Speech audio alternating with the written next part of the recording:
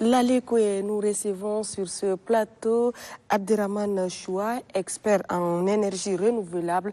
Avec lui, il sera question de parler de l'importance de l'énergie renouvelable dans un pays. Bonjour, monsieur Abderrahmane Choua. Bonjour. Dites-nous, s'il vous plaît, qu'appelle-t-on énergie renouvelable? Merci.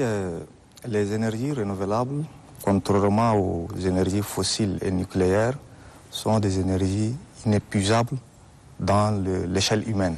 Okay. Donc, ça ne peut pas s'épuiser à l'échelle humaine, théoriquement.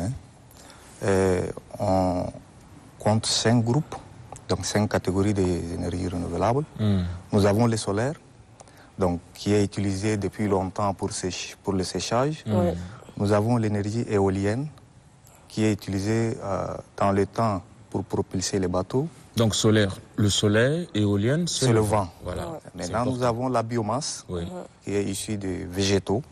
Donc aujourd'hui, c'est dominé ici au pays. L'énergie qui domine, c'est la biomasse, surtout les cuissons. Et nous avons la géothermie, qui est l'énergie issue du sous-sol. Donc quand vous allez en profondeur de la terre, la température augmente au fur et à mesure que vous allez en profondeur. Et nous avons l'énergie hydroélectrique qui est issue de la force de l'eau. Donc nous avons les 5 catégories. Et aujourd'hui, on voit une nouvelle énergie qui encore n'est pas, les experts sont en discussion, n'est pas classée comme renouvelable. D'autres disent c'est renouvelable, qui est l'hydrogène vert. C'est quoi l'hydrogène vert? L'hydrogène vert, l'hydrogène, on prend l'eau, l'eau, la molécule d'eau est composée de 2 atomes d'hydrogène et un atome d'oxygène. Donc on essaie de casser ça pour avoir l'hydrogène. Et cet hydrogène, on l'emmagasine, on le stocke pour le faire soit brûler, soit on l'utilise dans les piles pour produire de l'électricité. Est-ce que le Tchad dispose du potentiel dans les énergies renouvelables? Effectivement, le Tchad dispose d'énormes potentiels solaires. Ça, tout le monde le sait, du nord au sud. Ah, il fait très chaud, non, il fait très chaud. Ouais. Nous avons le solaire. Donc, en termes de chiffres, nous avons entre 5,5 à 6,5 kWh par mètre carré par jour qu'on reçoit quotidiennement. C'est l'équivalent, c'est le double de la consommation moyenne d'un ménage moyen. Donc, sur 1 mètre carré, on reçoit ces potentiels-là. Malheureusement, avec la technologie actuelle, on n'arrive pas à transformer tout ce potentiel-là en électricité. Nous avons aussi l'éolien dans le nord du Tchad. Donc, on a une vitesse de vent très importante, où aujourd'hui, on a à Mieras la centrale éolienne qui fonctionne. Nous avons la biomasse, quand vous prenez du centre du Tchad jusqu'au sud, on a énormément de la biomasse qui, pour nous, les énergéticiens, c'est un très grand potentiel. On peut l'utiliser aussi. Mais est-ce que vous l'utilisez? On l'utilise, madame. Aujourd'hui, quand vous allez dans les cuisines, quand on fait la cuisson, c'est l'énergie. On utilise le bois à peu près 76%. Le charbon de bois? Oui, c'est le charbon de bois, les fagots, tout ça on l'utilise. Mais on peut aussi utiliser pour produire de l'électricité. On brûle la biomasse, que ce soit aujourd'hui la bagasse, par exemple, de CST de Banda, on peut brûler cette bagasse ou bien d'autres déchets agricoles pour produire de l'électricité. Alors, c'est quand même flagrant qu'au Tchad, on puisse souffrir d'une crise de l'énergie. Aujourd'hui, la SNE n'arrive plus à offrir de l'énergie, tout le monde le sait, malgré les efforts du gouvernement. Est-ce que vous, en tant qu'expert en énergie renouvelable, vous concevez, vous acceptez, vous comprenez qu'on puisse ne pas pouvoir offrir de l'énergie aux Tchadiens aujourd'hui? C'est pas concevable, c'est pas normal, mais est-ce qu'on peut accepter? Oui, du moment où on n'investit pas. Il faut énormément investir dans le secteur de l'énergie. L'énergie, ça nécessite énormément de ressources. C'est pas comme les autres secteurs. Et alors que le gouvernement a injecté beaucoup de moyens? C'est pas encore suffisant. Si on n'a pas encore de résultats, ça veut dire qu'il faut encore investir de plus. Il ne faut pas oublier que l'énergie, c'est un levier pour les autres secteurs. Longtemps, on a priorisé l'agriculture, on a priorisé l'élevage, on a priorisé la santé. Tout ça, si on avait investi dans le secteur, je ne dis pas que c'est mauvais. Si on investit dans l'énergie, on peut trouver des solutions à tous ces secteurs-là. L'agriculture, on a besoin de l'eau. Si on a de l'énergie, on peut pomper. L'élevage, on a besoin aussi de l'eau pour abreuver le bétail. La santé, s'il y a l'énergie, ça veut dire que le docteur peut le confirmer, qu'on aura le confort dans la maison, on peut arriver à avoir des aliments qui sont... Les blocs opératoires où il arrive qu'il y ait des coupures de courant. Exactement. L'investissement qu'on fait dans ces secteurs, si on met la moitié dans le secteur de l'énergie, on pourra réduire cette charge-là. Alors, existe-t-il un schéma directeur des énergies renouvelables au Tchad qui rime avec la politique de développement de l'énergie? Effectivement, il y a le schéma directeur pour le développement des énergies renouvelables, élaboré avec l'appui du projet Alliance mondiale contre le changement climatique, financé par l'Union européenne. Et ce schéma directeur fait l'adéquation entre l'offre et la demande. Qu'est-ce qui s'est passé? Les gens ont fait le tour de toutes les localités du Tchad pour évaluer la demande en énergie. Maintenant, pour chaque localité, en fonction de la demande, en fonction de la capacité de la population à payer l'électricité et du solvable. Et on a regardé de l'autre côté quelle est l'offre, qu'est-ce qui existe comme potentiel. Est-ce qu'il y a le solaire, est-ce qu'il y a l'éolien, est-ce qu'il y a la biomasse? Et là, il y a eu des solutions technico-économiques qui sont propices à chaque localité. Si vous prenez des localités, des villages de moins de 1000 habitants qui sont éloignés du réseau électrique, ça ne sert à rien de drainer le réseau, ça coûte très cher. Donc, il faut distribuer des kits solaires. Ils n'ont pas assez de charges, ils ont besoin de l'éclairage, ils ont besoin peut-être de la télévision, la radio, et peut-être conserver leurs aliments. Si vous prenez les localités entre 1000 et 5000 habitants, c'est le mini-réseau, mini-central avec des batteries, telles qu'à Glendeng, à Mambou ou bien à Dougia. Donc, c'est des centrales solaires avec des batteries. La journée, c'est le soleil. La nuit, c'est l'énergie stockée dans les batteries. Les localités entre 5 000 et 20 000 habitants, c'est les hybrides. Donc, moitié thermique, moitié solaire, avec stockage. Et les grandes villes telles que N'Djamena, Sahar, Faya, Abéché, ça, c'est les centrales au fil du soleil. Donc, toutes ces solutions sont déclinées dans ces schémas directeurs et qui ressortent un peu qui ont fait l'analyse économique et financière pour dire qu'est-ce qu'il faut faire pour que cette énergie revienne moins chère. Maintenant, la politique, comme on va me poser la question, est-ce que ça rime avec la politique? La politique pose les jalons. Et je crois que le schéma directeur, c'est un des piliers de la politique énergétique.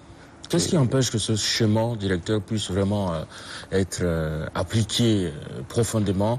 Parce qu'aujourd'hui, c'est vrai, d'un côté, on dit que l'énergie fossile est très nocive pour l'environnement, alors que les énergies renouvelables sont propres.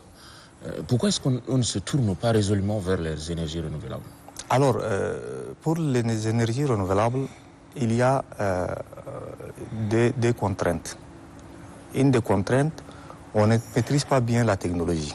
L'autre contrainte, c'est le coût d'investissement initial, qui est trop élevé. Et aussi, l'énergie renouvelable, surtout le solaire, c'est quelque chose, le solaire et l'éolien, c'est des choses qui sont aléatoires, en fait. Aujourd'hui, tout de suite, vous avez le soleil, un nuage qui passe, du coup, vous perdez l'énergie. Donc, c'est pourquoi il y a cette intermittence qui fait que ce n'est pas facile à l'utiliser. Donc, les énergies renouvelables sont coûteuses, très chères. À l'investissement, c'est cher. Quand vous prenez, par exemple, pour un ménage moyen, quand je dis un ménage moyen, quelqu'un qui a des télés, des ventilos, 10 lampes, il faut autour de 1 million de francs CFA à l'initial. Mais à la longue, ça reviendra moins cher parce que vous avez une indépendance presque 20 ans. Vous avez 20 ans, vous ne payez rien. Et là, je pense que derrière, il faut mettre une politique pour impliquer le secteur privé afin que les gens accèdent à ces équipements qui sont coûtés à l'investissement, à l'initial.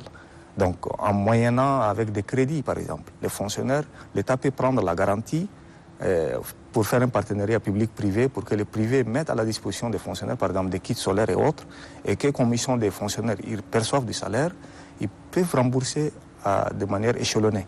Et là, sur 3 ans, vous pouvez rembourser. Et là, après ça, vous ne payez plus votre facture d'électricité. Alors, il y a des entreprises qui sont actuellement installées, des entreprises étrangères qui sont installées et qui offrent ces énergies solaires notamment, mais à des coûts vraiment très onéreux. Il se dégage une sorte de concurrence déloyale avec la SNE qui aussi les met un peu de bâton dans les roues et tout ça. Quelle observation vous faites par rapport aux entreprises qui commencent à offrir ces énergies-là aux populations et concomitamment avec l'énergie de la SNE? Effectivement, quand on dit que la nature a horreur du vide, comme on a un taux d'accès trop faible, 6,4 à peu près, % de la population. Vous prenez 100 personnes, il y a seulement 6 qui ont l'électricité à la maison. Les autres, ils n'en ont pas. Et là, la SNE ne peut pas couvrir tout le territoire. Ils sont seulement dans quelques localités des grands centres. Les autres Tchadiens, ils ont besoin de l'électricité. Comme il n'y a pas une offre derrière, et là, tout marchand qui arrive, les gens sont preneurs. Pour moi, je trouve que c'est trop cher.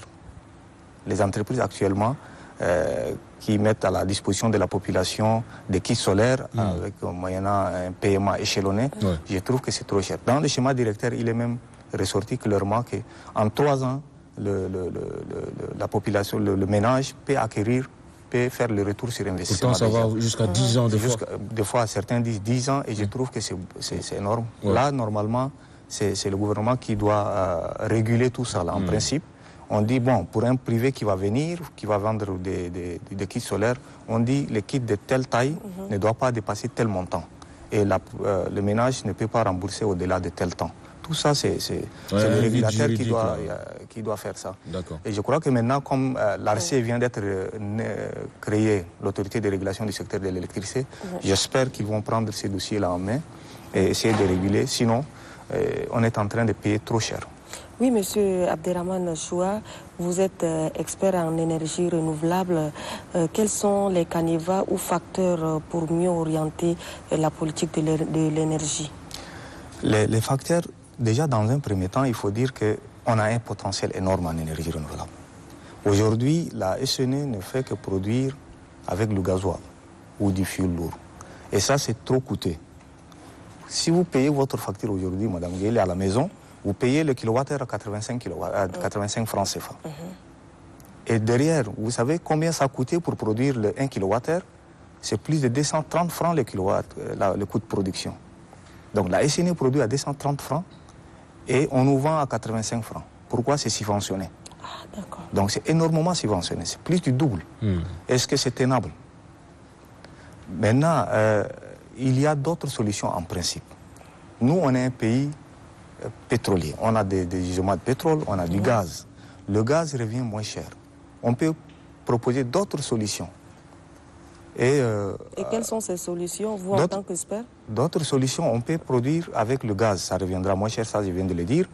On peut installer, par exemple, au Nigeria, à côté, ils ont des raffineries dédiées rien que pour la production de l'électricité.